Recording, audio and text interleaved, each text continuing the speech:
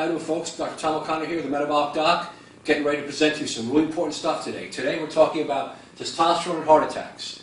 A lot of you probably see in the literature, and even on Facebook and on TV, lawyers looking to see if you've had a heart attack on testosterone, looking to make some extra money.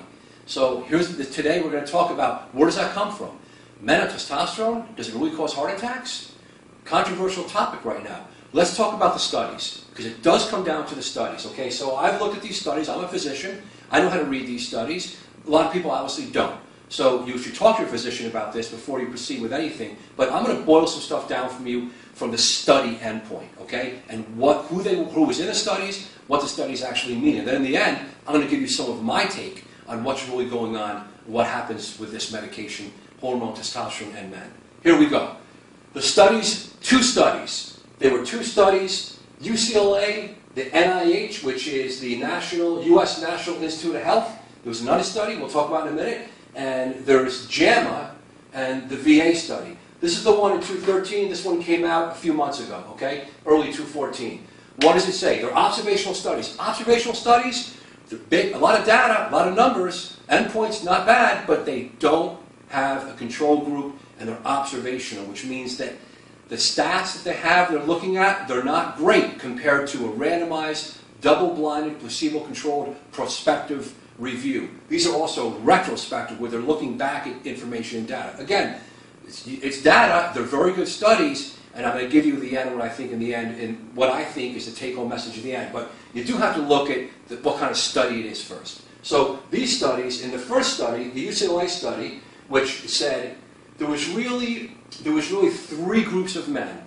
Men that were over 65 years old, they were hypogonadal, low testosterone. By definition, they had a low number, less than 250 nanograms per deciliter, and they were treated with testosterone. Within the first 90 days, 1 out of 167 men, of those men, had a heart attack, a stroke, or they died. Okay, so keep moving. Less than 65, the guys that were less than 65 years of age, these guys, they had coronary artery disease. Those are younger guys. They had heart disease, or the risk factors enough for them where they contributed to this. That was 1 out of 100. So a little bit worse for the younger guys. Okay? Having heart attacks, being put on this drug, and looking at it, looking backward and seeing what happened to them. Remember, this is the first 90 days. So, now, men that were less than 65 years old, no history of coronary artery disease, they were okay on testosterone. Let's keep moving. That's one big study. That's what they're working off that one. The next study, the JAMA study, Journal of American Medical Association from the VA. The VA system, it's a great system. They have a lot of data. They have a lot of numbers. Men over 60, in this group, these guys had heart attacks. Okay? This is about 30% increase compared to guys, when they normalize it, to guys that were not started on testosterone. Now, in this group of men over 60, they were hypogonadal, like the guys up top here, UCLA study. They were put on testosterone. Again, these guys had significant blockages in their arteries. So these are groups of guys that were about 60, 65. They were low testosterone guys. They had at least enough risk factors, or even known to have heart disease. These guys at JAMA study, they had angiograms. They actually had an angiogram depicting that they actually had plaque and they had heart disease. And they went on testosterone, 30% increase in a heart attack, a stroke, or dying. And it was significant in that study. So those are the big studies. Now here's the good news. I'm just presenting the stuff to you guys straight up. I'm interpreting the stuff for you guys as a physician.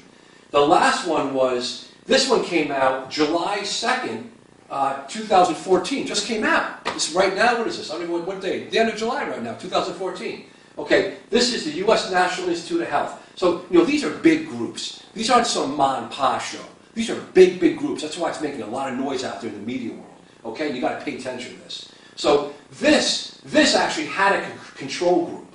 Okay, there's no control group. Observational study. Data, it is what it is. The data's there. You got to make some decisions on it. This one showed no risk for men, any group of men, starting on testosterone and going over a period of 6 months or a year. Again, don't quote me on that. But this right here showed there was a control group, which is a much better study. And in this study, in this group, there was no increase in cardiovascular disease in men on testosterone. Here's the bottom line. Forget this right now. Why I think testosterone definitely can cause heart disease in men. If you have plaque in your arteries and you do anything to increase blood pressure, anything to decrease HDL, increase LDL, or cause some perturbance or a problem when you're going to disturb a plaque that you already have in your coronary artery. Testosterone can do it. And also, these are also men that when they're on testosterone, maybe they were exercising more. Okay? Maybe they had some other hypercoagulable features from testosterone, like we know that it can cause DVTs. We know if you're on testosterone, even the gels, the transdermals versus the intermuscular, there's differences. Some of this stuff can cause, which we know, polycythemia, so your red blood cells go up. Now, all these things are important. So these men, I was assuming, were not on statin drugs. So if you're a man, if you have heart disease risk factors, and first of all, don't go on testosterone if you don't need it, for crying out loud. But if you need testosterone, and you get a proper dose, not too much, not too little, so you have a good quality of life, and you understand the risks, and if a physician really understands this information, okay, like I do, and really gives man-per-man information and watches his blood pressure, his cholesterol, and if he has risks for this stuff, we know that most men should be on a statin drug anyway. So put him on a statin. Put on an ACE inhibitor. Put him on a beta blocker like a cardioselective, like Cardailol or Bistolic. Make sure these guys are protected for their hearts. Use just a little bit of testosterone that you need to get the job done. Look at all this information, and that's where it lies. I think the guys in these studies who had heart disease and put on testosterone, I don't think they were managed properly.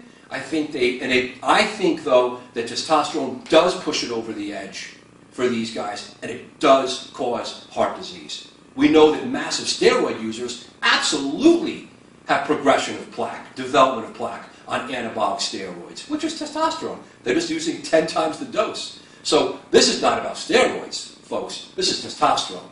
Metabolic Doc coming at you.